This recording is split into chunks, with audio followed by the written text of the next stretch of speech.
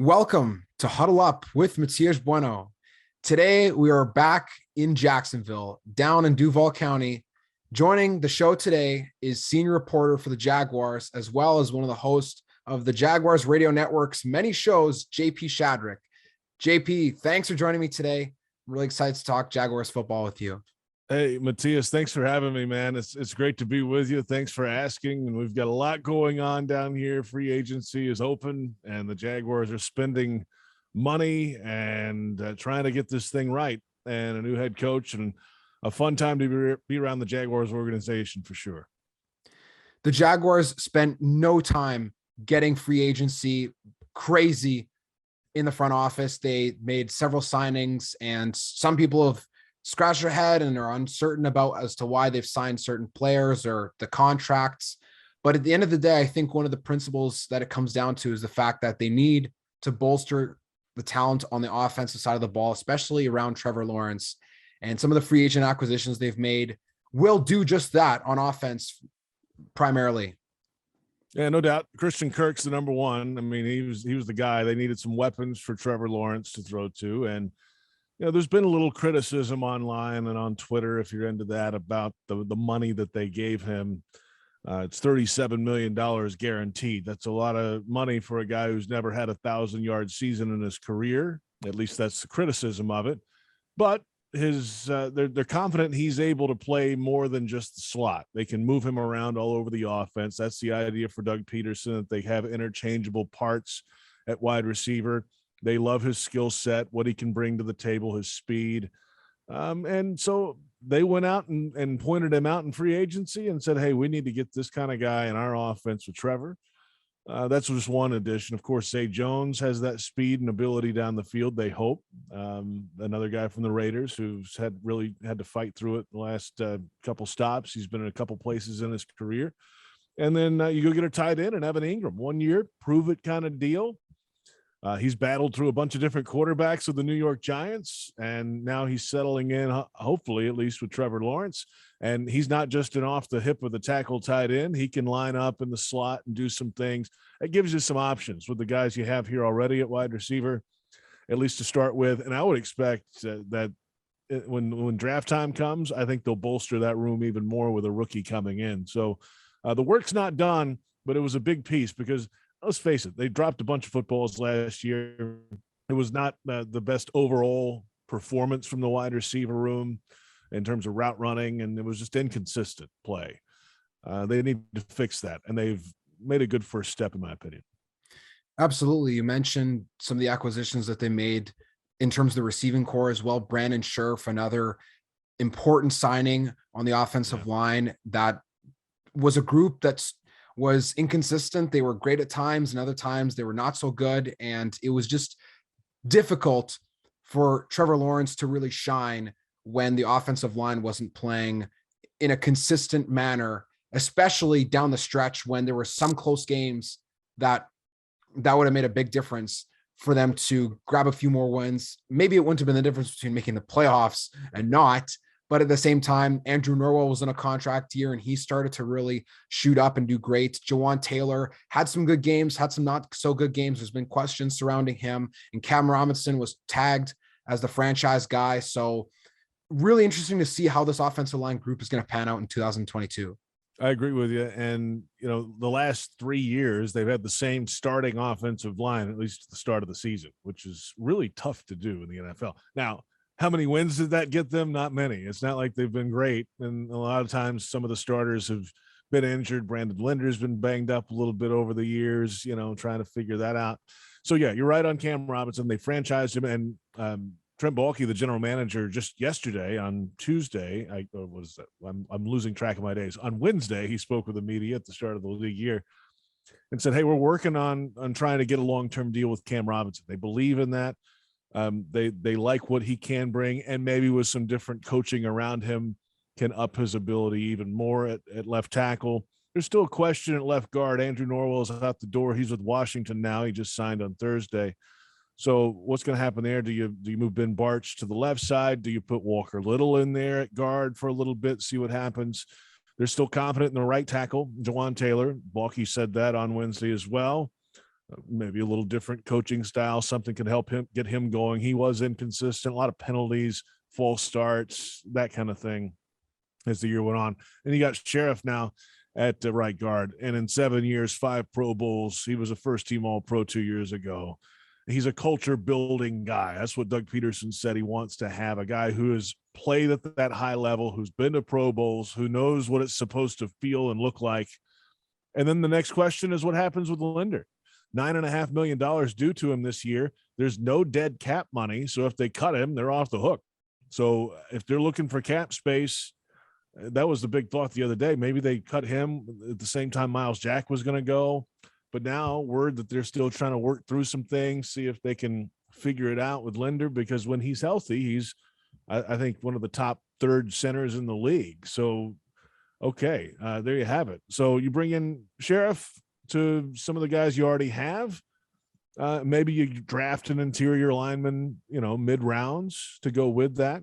And that's where they are on the offensive line, at least on March 17th when we record this. That's a great point you mentioned about how the Jaguars were able to have a starting offensive line consistently. And again, didn't really result in a whole lot of plus wins, but Brandon Linder has been great when he's healthy. Yep.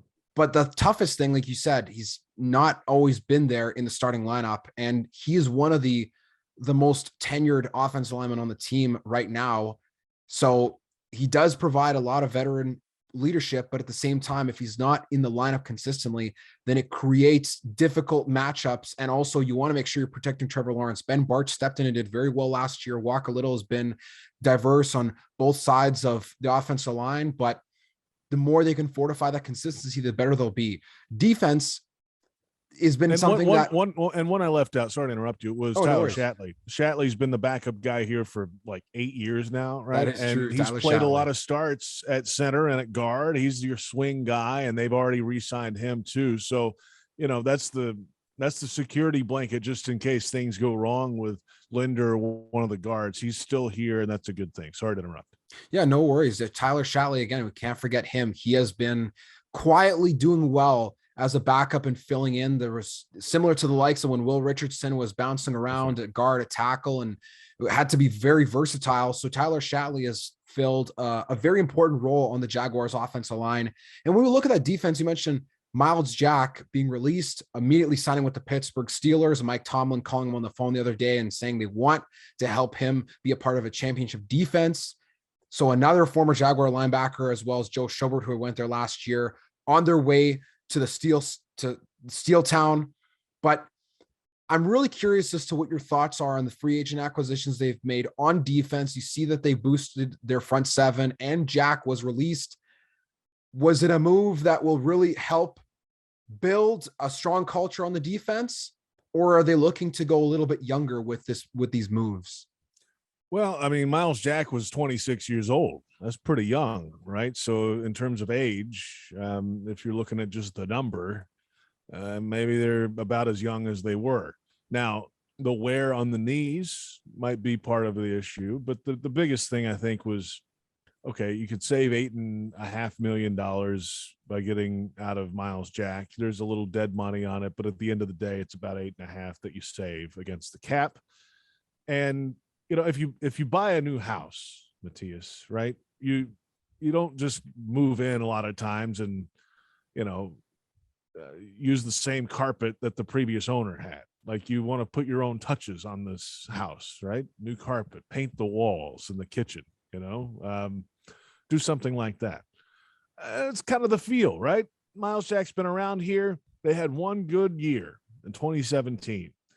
And this group did not draft Miles Jack. They didn't extend Miles Jack. And maybe they kind of want to get their own stamp, let's say, on the organization and just go ahead and move on from everything in the past. Are they better without Miles Jack? I don't know about that. He's still a good player. And I think he'll thrive in Pittsburgh in that defense. That's just how he's going to be. But they did get the league's leading tackler coming in Foye Oluokun. So that's a good step in the right direction. Can he handle it for the long term? As the years go along, he's a 6th round pick. He's kind of built his way into that as the years have gone in Atlanta.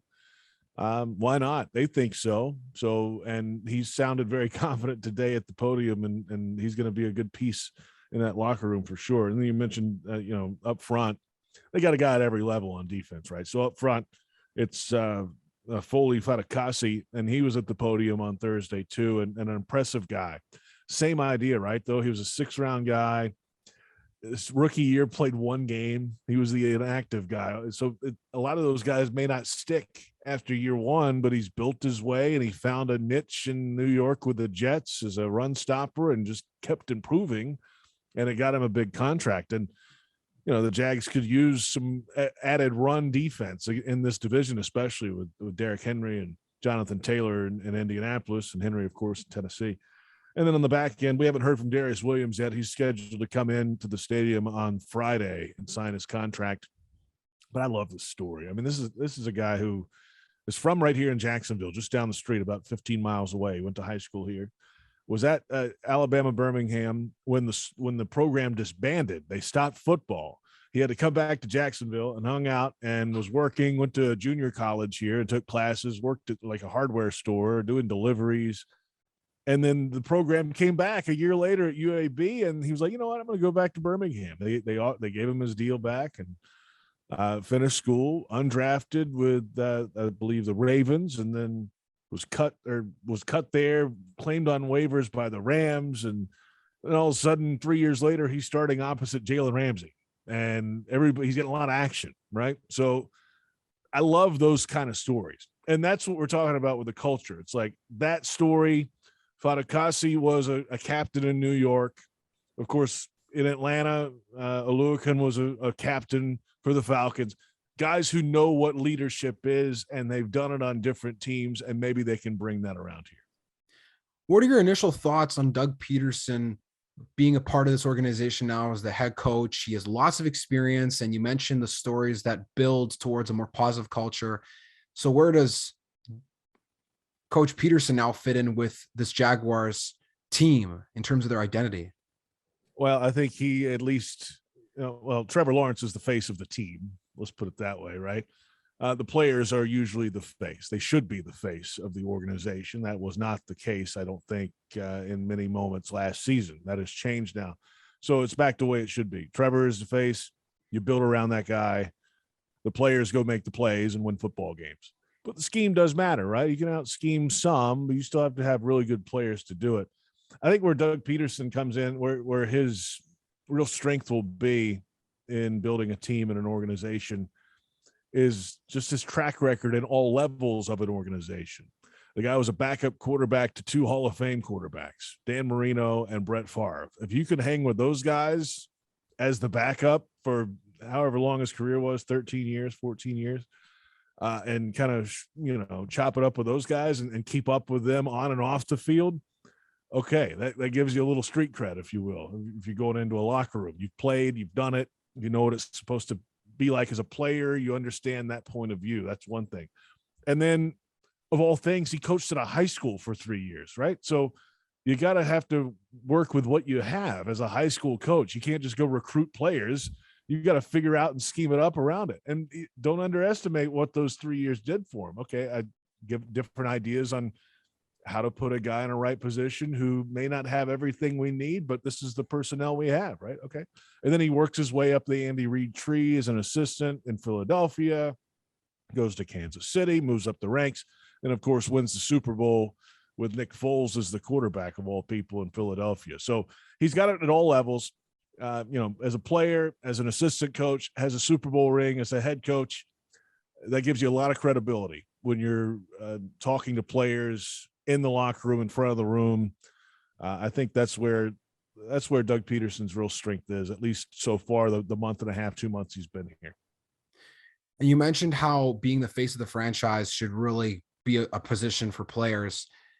Last year, surrounding the Jaguars organization, there was a lot of confusion as time went on with what was going on behind the scenes, and there was a lot of uncertainty. And now that Doug Peterson has stepped into the role of head coach, I think that it seems to be a little more stable, at least structurally, and as far as player personnel goes. Lawrence was brilliant in the last game against the Colts. And there was, again, like you talked about, if people pay attention to chatter on Twitter about Lawrence not doing really well, but Lawrence, I think, did better than people would have expected of someone in the position that he was in. And you really saw his flashes of brilliance come to shine in that final game in week 18 against the Colts at home in Jacksonville. What were some of the progressions that you saw from Trevor Lawrence in terms of his offensive talent in the last half of the 2021 season? Well, I'm about to steal a line from Malik Jackson in the 2017 postseason when he said, Blake Bortles is a dog, leave him alone. Well, Trevor Lawrence is a dog, right? I mean, this guy can play. He has the command of that locker room, I think. I haven't been in there, obviously. I'm not a player, but it feels like he has the respect, I think, of that locker room. They know what he can be. They know what he's trying to be. They know what his future means for the organization and the players that are in the organization, too. I think as it went along, it was just such a tough grind and tough to judge because things were changing so much. There were moments where they went to a little bit more of the read option, and it looked like he was a little comfortable in that kind of mid-season, right? He would run off that some. Don't want to do that too much. Then they got away from it again. Like they didn't do that for a while.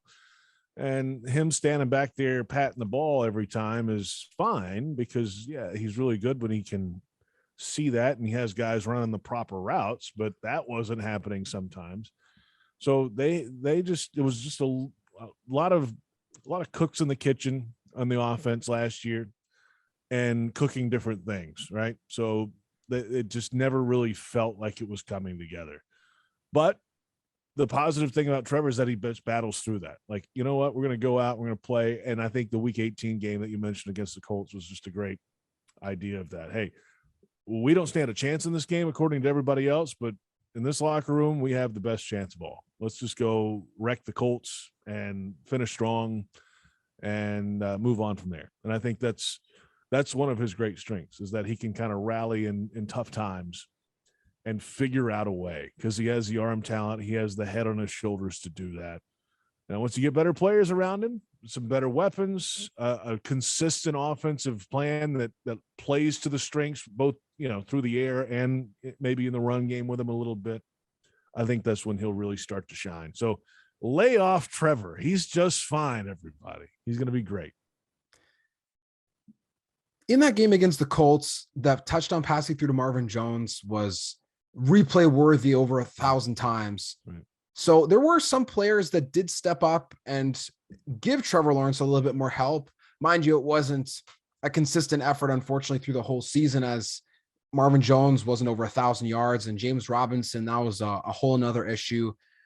But the past is the past. And 2022, the Jaguars are looking forward to dispelling some of the myths that are surrounding the team in terms of their offensive production. Who are some of the key players surrounding Trevor Lawrence that you expect to shine and be X factors leading up to the season in September? Well, let's see what Travis Etienne has in the tank. I mean, I talked to him the other week here. The running back, of course, missed last season. He had the Liz Frank injury in the preseason. It's just an unknown. But he's confident. He said he's ahead of schedule. He's starting to do some football cutting move things, whatever that means, right? So he's not going to be too specific on that with me, but he was, happy. And I think very happy with where he is. So that's a good sign. Can he bring something out of the backfield? I don't know about James Robinson. That was a significant injury. And the last time I saw him, he had a boot on still.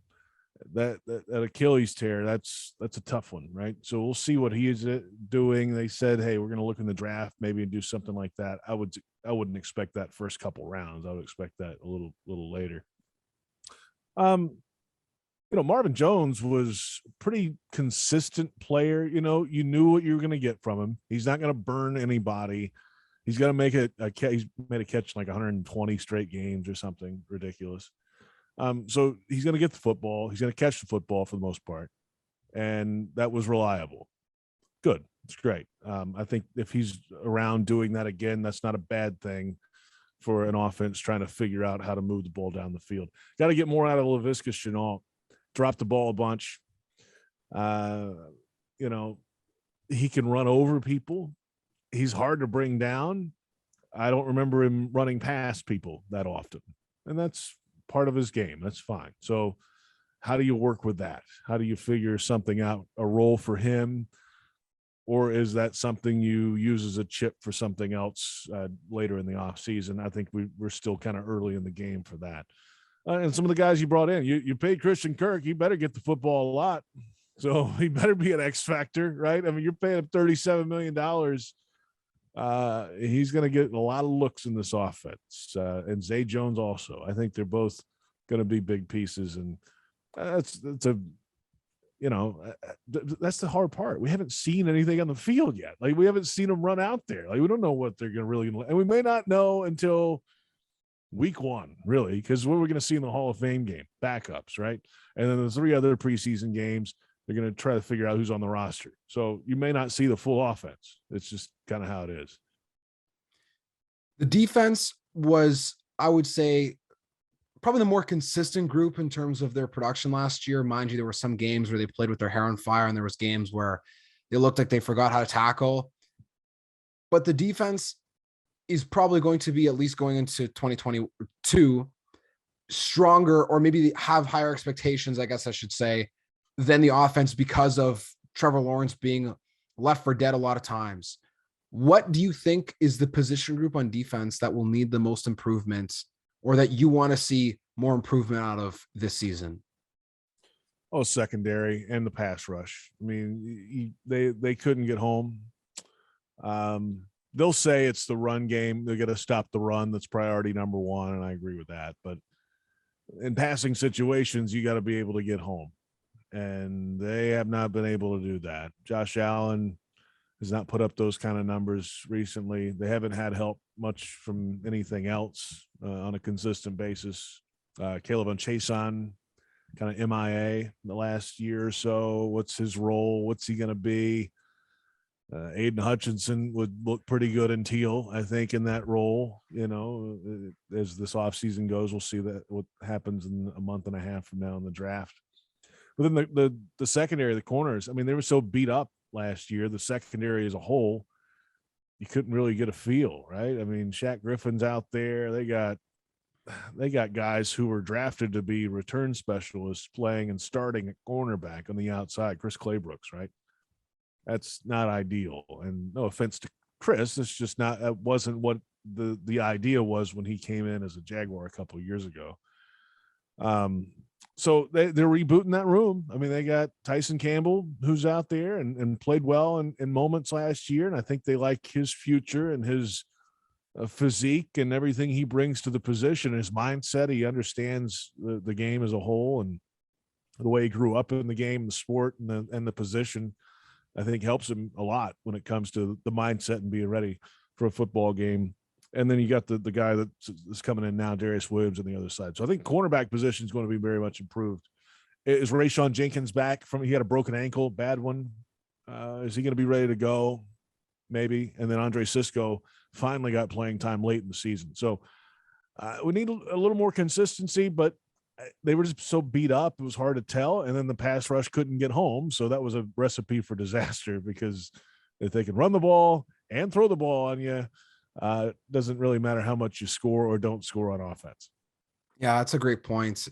And Cisco, the situation surrounding his playing time and Urban Meyer not really being able to keep track of him getting on the field was also a bit of a confusing debacle. So hopefully Cisco will be seeing the field more in 2022. Tyson Campbell was phenomenal towards the end of the season. He did great, especially in the game against the Colts. And if they can play like they did against the Colts and contain Jonathan Taylor and be really gritty when it comes to those short yardage stops, then they can make a lot of noise in the AFC South, especially when you consider what's happened with the other teams. The uncertainty of Deshaun Watson continues in Houston. Tannehill is at the helm for the Titans, and we saw that didn't really pan out the way that they would have liked against the Bengals in the wild card. And you look at Indianapolis, Carson Wentz is shipped out of town, and now they have 2 quarterbacks who have maybe a handful of games experience between them. I went to the combine a couple of weeks ago, and I got there late. I missed Doug and Trent Baalke talking early in the week. I got there on Thursday night late, and I get off the airplane in Indy, and I get in an Uber, and I'm going downtown to the hotel. And the Uber driver sees the Jaguar head that's on my shirt. And first thing is like, you guys ripped us to shreds in week 18 or something to that effect. I'm like, yeah, that's what we do, man. And we wreck dreams, right? But no, I think it got in their whole, they were so tight going into that game, just talking to people around that organization in Indy that week. And I mean, they were tight going in, and then the Jaguars go out there and rip them to shreds, really, and screwed their whole postseason dreams up.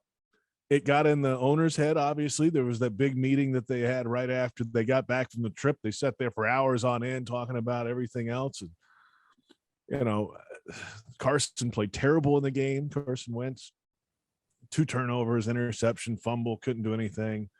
So it was kind of building to that anyway, but that was the cherry on top for, hey, we got to make some significant changes. Quarterback, I think it all happened, at least was finalized on that week 18 game. And in many ways that I think probably sent Carson Wentz packing. That was probably the deciding factor at that point. Now, what's going to happen in Houston?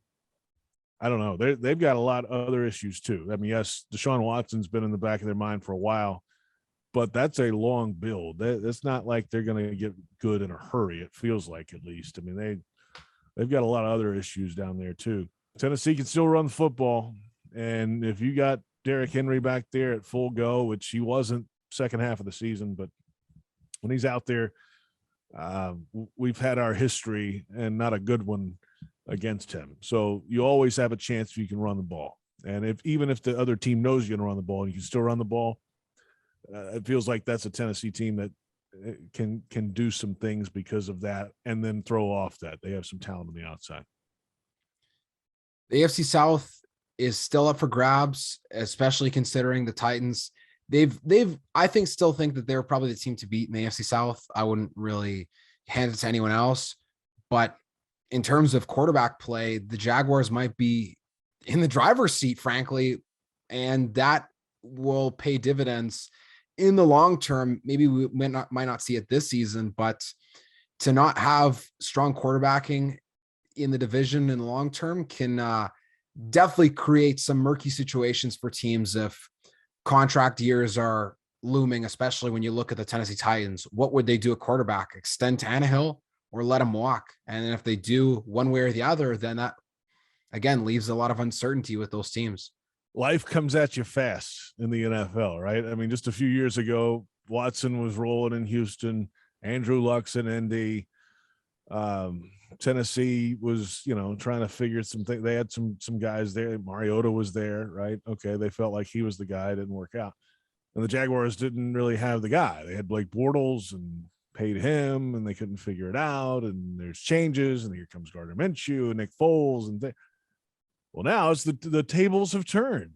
The Jaguars have the guy, and everybody else is trying to scramble and figure it out. So it's a good position to be in. At least you have that.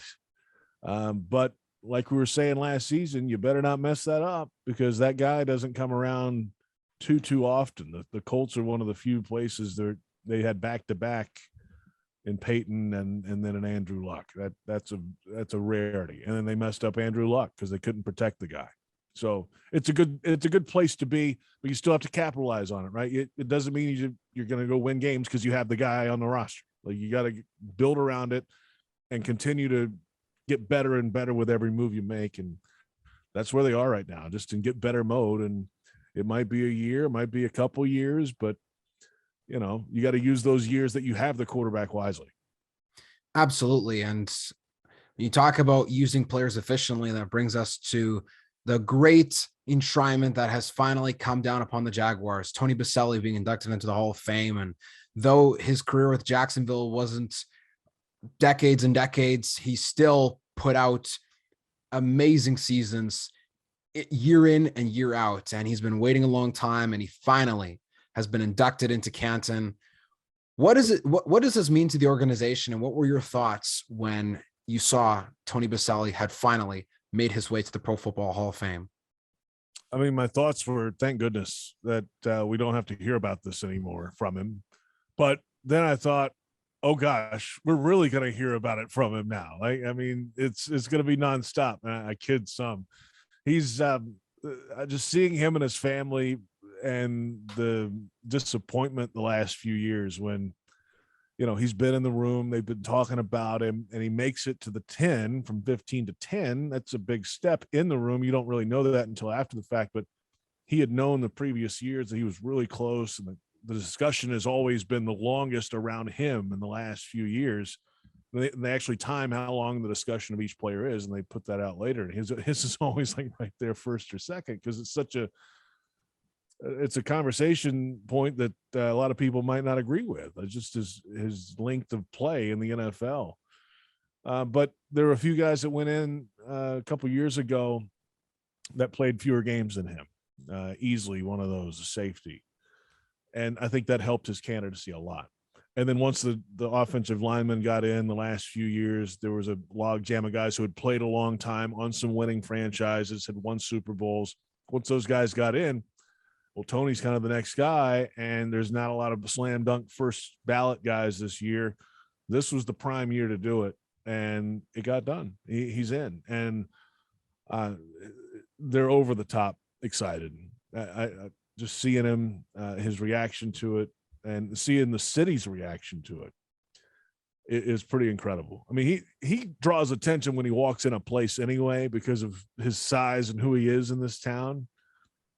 Now it's a different level. I mean, I heard he walked out to the golf tournament the other day, TPC Sawgrass, the players, and it was that. Like, everybody's wishing him well, yelling at him, the whole thing, and he deserves every bit of it. And I can't wait to get to Canton in August. We're playing in the Hall of Fame game, and then the enshrinement's on Saturday, and it's just going to be a weekend I don't think any of us will ever forget, and it's been a long time coming. And now that we've finally put to rest the debate of should Tony be in the Hall of Fame, the next debate can open up, which is when will Fred Taylor be put in the Hall of Fame? And Pete Prisco will be fighting and leading that charge alongside all the other media members who pull for the small but mighty Jaguars in terms of their representation in the history of professional football, especially when you consider what Fred Taylor did compared to some other guys that are in the Hall of Fame and how he hasn't even been a finalist just yet. So that will be the next discussion that we'll have to keep tabs on. I give Pete credit because right after the announcement that Tony was in on NFL Honors the week of the Super Bowl, his first tweet was, "Hey, that's great. He's in. Let's get Fred in next." So he's already pounding the table. And don't underestimate what Pete did over the years to get in that committee's ear and be on those selectors. He knows them better than anybody, really. All those people, and he's not on the committee. He probably could be if he kind of pushed for a spot, but I think he's better suited. And I think he would say this too. He can't chirp at him as much when he's on the committee. Like, so if he's not on the committee, that's when you can go, get in people's ear and do the whole thing. Fred's deserving. Running backs, the yardage he put up, his knock will be he only went to one Pro Bowl, and it was late in his career, never won a big one. So that's going to be the knock on Fred. But he's got all the accolades to go, everything else, the yardage, the statistics to go kind of match up with almost anyone. Running back's tough, right? There's still a couple guys playing now that will get some consideration whenever they retire, or at least they were playing the last year or two, Frank Gore and Adrian Peterson, right? So they're automatic slam dunks whenever they retire or stop playing for 5 years. I think they're first ballot guys. So does it happen before that? I don't know. That's going to be a tough one. That'll be a little tougher, I think, than even Tony's was tough. Yes, but running back is a tough one to crack because there's so many good ones that have had many more accolades, let's say, than Fred. Accolades aren't everything, though. I mean, if you're a great player, and he certainly was for a franchise in its early years on a big stage in some of those years, he'll get. I think he'll get to the finals at some point. I don't know if it'll be next year or the year after, but at some point, I think he'll stay in the conversation. We have to knock on wood for good old Fred Taylor, as he, like you said, accolades aren't everything, and Fred Taylor did a phenomenal job helping the Jaguars just exist on the map in the NFL. They were a team that people doubted, just like the Carolina Panthers when they were inaugurated into the NFL in 1995, and after one struggling season, and then the magical run strung together 4 seasons in a row from 96 to 2000, and we've been looking to recapture that magic ever since. So it will definitely be something that the Jaguars will want to keep an eye on as far as it comes to Pro Football Hall of Fame. Now, JP, we are getting towards the end of our time on today's episode. So I want to ask you a few wrap-up questions to have a little bit more fun before we part for today. Whatever you want, man. I'm wide open. Let's do it. What is your favorite memory from your time in college? Oh, well, that I remember? That you remember. Oh, that, or I can tell on the air? No. Well, I went to Alabama, right? So I was there. Let's see. I got there in 2000 and I graduated in 2004. And there's a lot of great ones, obviously. I was fortunate enough to be around a lot of the sports programs doing student radio back then. And, you know, and I'll kind of go to that. I think this is a good forum for that. There were a lot of other things, extracurricular, let's say, but, you know, we don't need to share many of those. But I was the first announcer for the Alabama softball team. So Alabama softball has now become a juggernaut. They've got 3,800 season ticket holders, and they're putting 4,500 people in the seats every game, and they're going to the World Series all the time. Well, this is 2001, 2, and 3. Student radio station decided to pick up a few different sports, right? The Olympic sports, like volleyball and soccer and softball. And so I was not handed, but I got the softball beat, for lack of a better term. We ended up covering every softball game for 3 years. And the 2003 season went to the World Series in Oklahoma City. And they got run out of the place. They got beat twice and sent home. It was a 2-and-out. Then it's a different format now. But being around that organization when it was kind of young, they had been to one World Series a few years earlier. They had one Olympian, and they had not really kind of built. They were still building it. Like Patrick Murphy's still the coach now, but he was the young coach building it, trying to, you know, get the SEC softball going. And they did it. But I was kind of there in the infancy of that. And that was fun.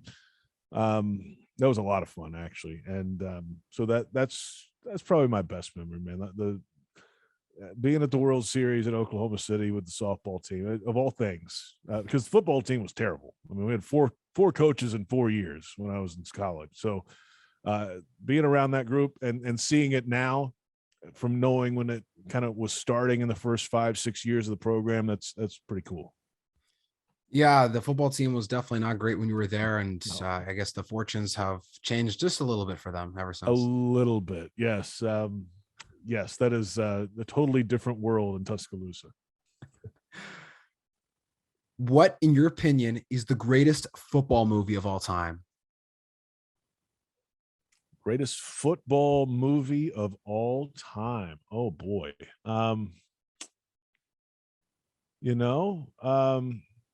Longest Yard, the original. That's it. I mean, Burt Reynolds, man. Let's go. Not really much of a debate there. It's a pretty legendary movie. It may not show too much your age, but that was a really, really good one that people definitely need to still remember to this day. No doubt. And now they remade it a few years ago with Adam Sandler, but the original it's a classic. If Jacksonville was to get an MLB team, what do you think the most appropriate name would be? Oh, the Suns. Come on. I mean, all right.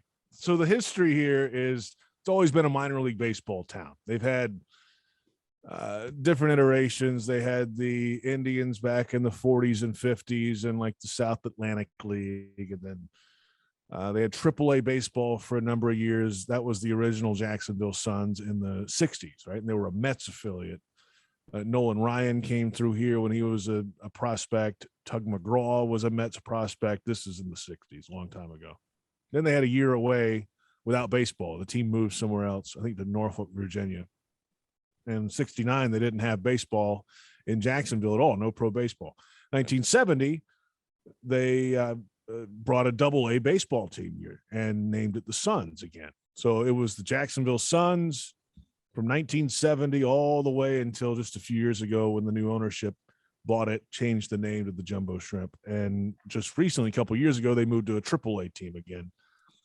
So because the baseball changed, the major leagues bought the minor leagues, own everything now. So the schedule's different. The leagues are it's different than when I was there. But it's the Jumbo Shrimp over across the street now. So if there was going to be an MLB team here, I'd go back to the Suns. That's the name. You're the Suns. That was the way it was for 40 years here. So I was fortunate to spend 5 years in that ballpark as the Suns announcer, and so I kind of lean towards that name, just because we had some success, and it was where I kind of cut my teeth and professionally. And I like the new name though. I get why they did it. I don't mind it. It's fine. A lot of people hate it. I don't hate many things, and a name change is not one of those. So it's fine. But to answer your question, the Suns, Jacksonville Suns would be the MLB team name. I think I never realized how big baseball is in Jacksonville. And to be honest, I mean, if the MLB looked to expanding again, like I think they would have to seriously consider Jacksonville because of how popular it is. You know, the sport is popular. The population is not big. That's the thing. And if you're going to support 81 home games a year and compete with other big market teams who are spending all this money, like the LA Dodgers and the New York Yankees and the Mets and all these teams that are, you got to find that money somewhere. And it's, yes, the city's growing, but it is a crowded, it's not a huge marketplace in terms of sports teams, right? There's not a lot of big corporate support here. There are some major sponsors and things, but you start bringing in different franchises and things, it's going to be tough. So I'm with you. It's a good baseball town. The grassroots baseball is very good here. There are a lot of major league players that come out of this place. A lot of people watch baseball here, I think. But in terms of supporting it over and over and over again, that's going to be a tough one, in my opinion. That's a fair point. And yeah, the city of Jacksonville needs that population to support an MLB franchise. I mean, mind you, the Tampa Bay Rays have a few issues with attendance, but no matter, it doesn't stop them from, owning their division and running all the way to the World Series as the little engines that could every once in a while. So if they can do it, then, maybe there's a potential on the horizon, but I think we would have to see a lot more growth first before that happens. Yeah, I agree with that. And then Tampa's different. That's a different marketplace, much bigger. I mean, they're a top 20 market in the U.S. They got a lot of population down there. Their stadium's terrible, but they're apparently working on the stadium issue. Again, I've been out of baseball for 10 years. I just read what I read. That's it. My final question for you is this. If you had the opportunity to visit any Canadian city besides Toronto or Vancouver, where would you go and what would you want to do? I actually have a little experience in Canada, and I've never been to Toronto and I've never been to Vancouver. When I worked in Sioux Falls, South Dakota in baseball, this was in 2005, I worked in an independent league team called the Sioux Falls Canaries. They were in the Northern League at the time. That league had I'm going to get the name of the teams wrong because it's been so long. But Calgary had a team. The Edmonton Cracker Cats were there. The Winnipeg Gold Eyes are still playing. They're right there in the middle. So we used to go. We went to 2 road trips in Edmonton and Calgary. We would fly out there, play a series, bust down, play another series, and then fly home, right? And I loved it. I mean, it was middle of summer in Calgary is much better than January in Calgary, if you can, that. So it was very nice in June and July. Canadian Rockies out past right field in Calgary, and downtown's great. Edmonton had a casino and some things down there, and then Winnipeg was my favorite. Because you could bus right up the road, straight up the interstate, and in about 6 hours you're in Winnipeg, and I loved it. The ballpark was packed every single night. It was sold out, and it has been for years. They love it for some reason there. They do a good job of promoting it. They've got they didn't have NHL at the time. They've got it back now, but they had the Manitoba Moose was like an AHL team, and they had the Gold Eyes, and it was incredible. Like on a Tuesday night, there's 8,000 people in the ballpark. What is going on here? But it's fantastic. They did a fantastic job there. In the city, you stayed right downtown, could walk to Earl's, the restaurant that's right over there. And then you could like walk to the ballpark. They had a horrible mosquito problem. I remember that. Like it was the worst mosquito infestation. It was like top of the fold newspaper mosquito counts. There's trucks with spraying. I mean, you'd walk down the tunnel to the dugout. You could see them like flying in the sunlight. Like they're everywhere. It was right on the river right there. And then a couple of years ago, I vacationed for a few days in Montreal, which was another great place. So yeah, I love that. So I haven't been back to Winnipeg. I'd go back there in a heartbeat. I mean, I love the I was only there for 4 days a pop, but why not?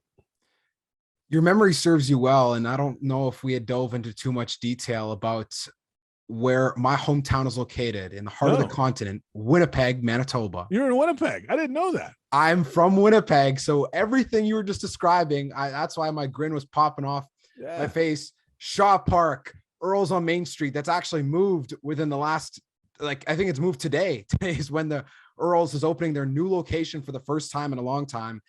Sam Cates, the mayor, was the owner. The Manitoba still is. He's the owner and chairman. Yes. Yeah. He was the mayor of Winnipeg at the time. He's not anymore, but involved with the Gold Eyes. And I was even talking about this with a friend today who we're here, and I live in Toronto right now for school. And a friend of mine sitting next to me is a big baseball fan. And I was asking him, oh, do they have minor league teams in Toronto? Because in Winnipeg, we love the Gold Eyes, even though, there's no MLB team that's going to come and play in Winnipeg. But the Gold Eyes have been a very unique staple of the city. And it's really interesting to hear that you said that Winnipeg is your favorite place to be, because a lot of people like to make fun of Winnipeg. I would have never known what was there unless I went on a baseball trip. And so they, on the first base line of that ballpark, they had this place called Who's on First, HU apostrophe S on first. It was like an Asian restaurant. It was fantastic. And it overlooked the ballpark, and it was open like all hours, not all hours, but like lunch, you could go in there, like normal people could come in, like the civilians, all that. It was great. And then, Earl's was the post-game spot. That was the place to be. And then, it was just great. I mean, the whole thing was beautiful. And, Paul Edmonds was the broadcaster for the Winnipeg Gold Eyes for a long time. And then the Jets came back to town, and he's still the voice of the Winnipeg Jets. And I haven't talked to him in years. We're linked in on social media and all that stuff, but so I follow his career since then. But he was there for so long, and a very, very good baseball broadcaster. I need to listen to him more on hockey. I'm sure he's fantastic there too. Oh, Paul Edmonds has been phenomenal with the Jets. And as soon as the team came back to town, you best believe that there was a parade and that everything stopped. It was amazing. And growing up, my generation, I was born in 96. So literally 2 weeks before the Jets lost Game 6 against the Red Wings. And then that was it. They left, and the Winnipeg Arena was demolished, and they built the MTS Center for the Moose. And then the Jets came back. The Moose went to St. John's. They eventually came back. So the Moose and the Jets now both reside at Canada Life Center on Portage and Donald in downtown Winnipeg. So hockey is back and alive as ever. That's right. Portage. In Winnipeg. Yeah. I couldn't remember the name of the main street, but Portage is the main drag there. That's right. And it is hilarious. Like, we did not talk about this beforehand. I had no idea. I knew you were from Canada, but I didn't know like where in Canada. It's such a coincidence we're just talking about it. It's so funny, man. That's why I said, I was like, oh, I wonder. It's always interesting to hear what experiences people from Jacksonville or thoughts they have of Canada. And every time that I say I'm from Winnipeg, people say, I don't know where that is. Or if you say someone famous, or if you say, well, just drive an hour north of Fargo and you'll get there, or 2 hours north and you'll get to Winnipeg. But yeah, the Winnipeg Gold Eyes, they're still alive and kicking. And one of the great summer attractions, obviously, besides the Winnipeg Blue Bombers, who have their fortunes have changed for the best.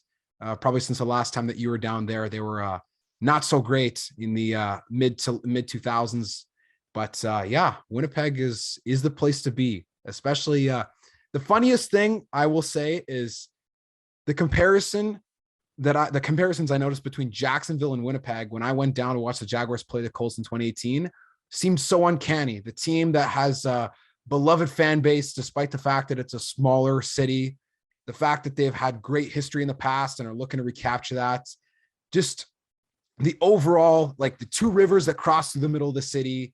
You got bridges around downtown. You got the people that are very friendly and super kind. It just, the popular baseball that seems quirky, but has such a loyal fan base.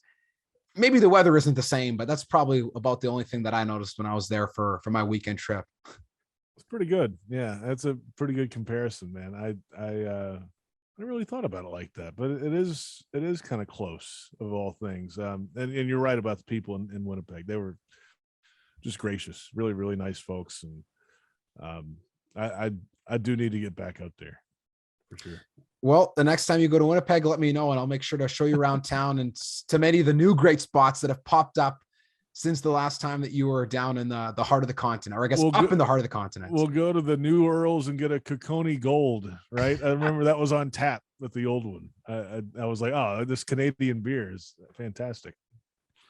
Absolutely. And JP, I want to thank you for having been on today's episode. It was really awesome getting to chat Jaguars football with you and uncover your secret love for one of the best Canadian cities right in the center of the country in Winnipeg. I'm really glad that we touched on that, because that would have been unfortunate to miss out on if I would have known after the fact. Hey, that's what interviews are for, man. You find out a lot of things if you just ask some questions. But it's great to be with you. Thanks for asking. And let's do it again soon. Absolutely. And thank you to listener for enjoying today's episode with Jaguars senior reporter, J.P. Shadrick.